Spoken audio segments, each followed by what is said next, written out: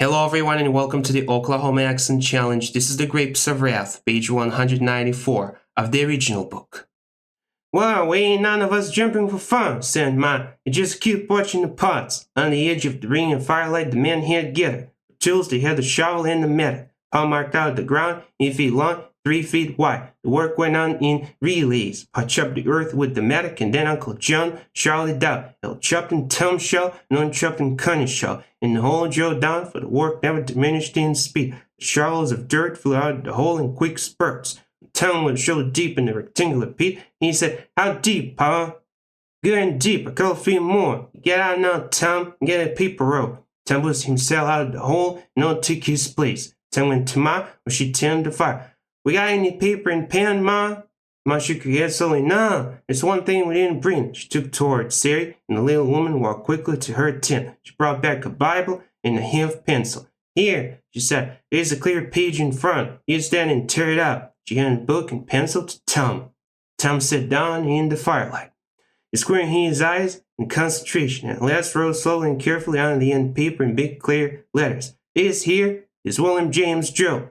Died of a stroke, old man.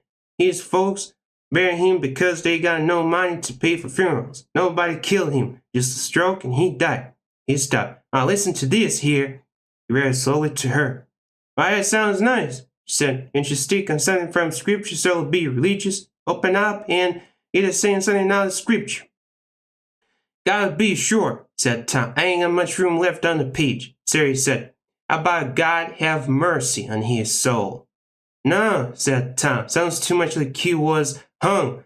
Capri Sonny turned the pages and read, mumbling his lips, saying the words under his breath. "Here's a good short one," he said. "And Lot said unto them, Oh, not so, my Lord." "Don't mean nothing," said Ma. "As long as you're going to put one down, it might as well mean something." Sari said, "Turn to Psalms over further. You can always get something out of Psalms."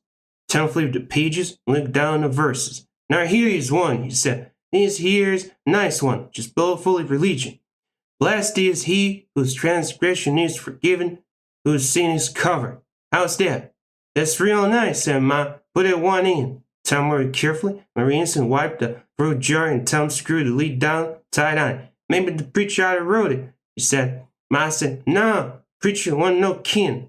Took the jar from him and went into the dark tent. She pinned the covering and slipped the fruit jar in under the thin, cold hands and pinned the comforter tight again. Then she went back to the fire. The man came from the grave. Her face was shining with perspiration.